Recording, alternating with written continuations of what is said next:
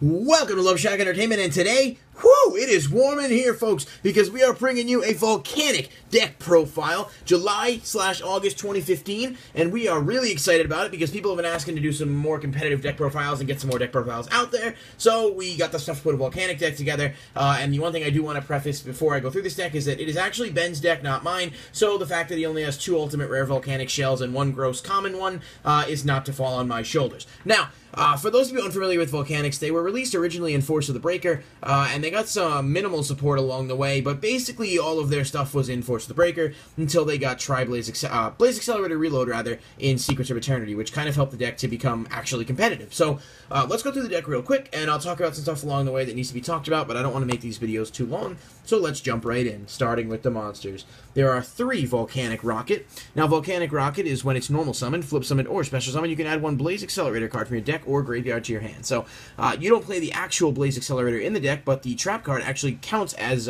Tri-Blaze Accelerator at all times. And it's also Blaze Accelerator Reload, so either way you can search it. And it's one of the key components of the deck. Plus, Rocket's 1900, so it's all around really effective. 3 Royal Firestorm Guards. Unfortunately, only one of these are secret at the time. This is when this card is normal summon, select 4 Pyro-type monsters in your graveyard, return those cards to the deck, then draw 2 cards. So it's like a Pot of Avarice, but it allows you to recycle your Volcanic Shells, Scatter Shots, etc. And speaking of, 3 Volcanic Scatter Shot. Now this guy, when he's sent to the graveyard, your opponent takes 500 damage. And when he's sent to the graveyard by the effect of a Blaze Accelerator card, you can send 2 Volcanic Scatter Shots from your hand deck to the graveyard, in addition to him, of course, and destroy all monsters your opponent controls. So, you can use 3 of these, and of course Royal Firestorm Guards to loop the Scatter Shots back into the deck and continue to gain advantage, and basically have a Regeki at the ready anytime you need it on your opponent's turn because of Blaze Accelerator Reload. And then there are 3 Volcanic Shells. These are, again, targets for Blaze Accelerator Reload. It's also a Pyro, and you can pay 500 life points while it's in the graveyard to add another copy of it from your deck to your hand. So there's plenty of consistency, there's plenty of draw power, and of course, really brings the heat. And then we have 1 Volcanic counter, which more than likely will be bumped up to 2 because it seems like it's better at 2. This one is, of course, Pyro. When it's in the graveyard and you take damage, you have to banish it, rather, and your opponent takes the same amount of damage that you do. And right now we're playing 1 Summoner Monk still, but this was a lot more effective when Lava Ball Chain was still legal, so you could get Volcanic Rocket out and then dump stuff to really set up your plays. We're probably going to drop Summoner Monk for a Volcanic counter because running 2 of them seems like a more effective strategy at this point. For spells, we have 3 Pot of Duality. You don't really ever special summon in this deck, and if you do, it's very rare. So Duality is just a consistency booster that lets you search out your stuff faster. We have 2 Magic Planter. This send 1 face-up continuous trap on the field to the graveyard, draw 2 cards. So this works with Fiendish Chain, Mistake, Blaze Accelerator Reload, and I think there might be another one in there that I'm drawing a blank on. But overall, it's a really good card that adds some draw power to the deck.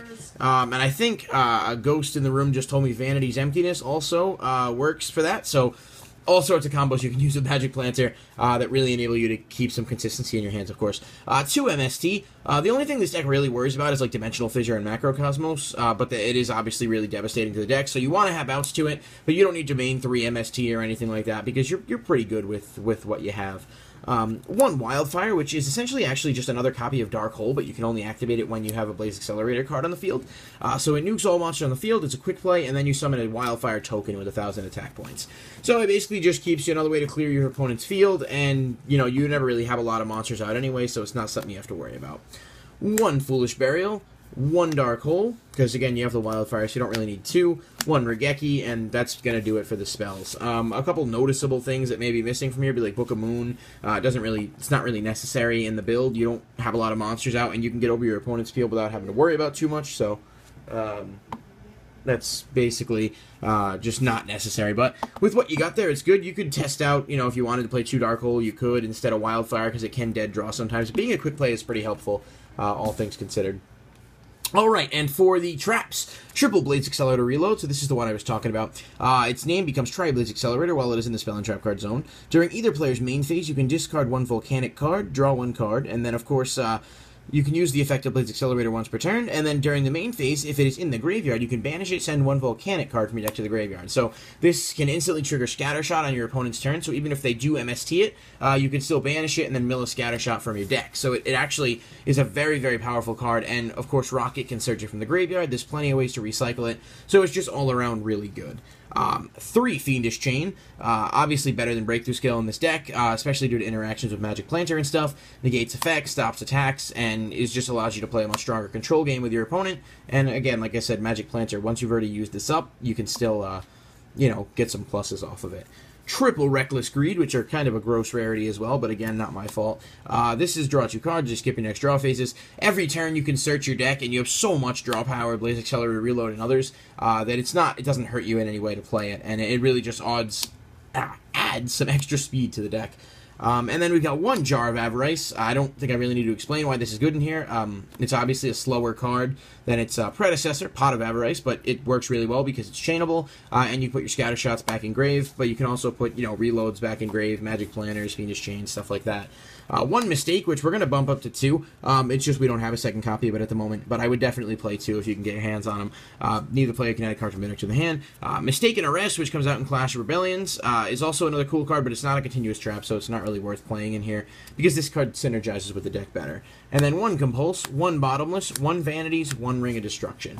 No Torrential, you don't need it. No Solemn Warning, it's not really necessary either, because you don't even worry about negating stuff, you can just continuously pop the field. So there's a lot of ways to get around things. I don't think I'm missing any other staples. Compulse is still good, Bottomless is still good, especially against like Pendulum plays and stuff, or where multiple monsters are being summoned at once. And then the extra deck is we never use it much, but I mean, it's just your generic rank 4s. Rebellion, Shark, Castell, Cowboy, Exiton, Cowboy, Castell, doubles of these just because, why not, you honestly never go into it, and I get the logic of you might as well always have a complete extra deck because you never know. So you can pretty much put whatever rank 4s you want to in there, but the deck is just consistent enough on its own that you don't really need to do that. You just play a control game, so...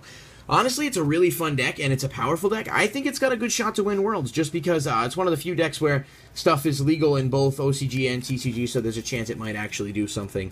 But, yeah, that's basically Volcanic. It's a pretty simple deck, but it's a lot of fun, and it's a deck that really brings the firepower.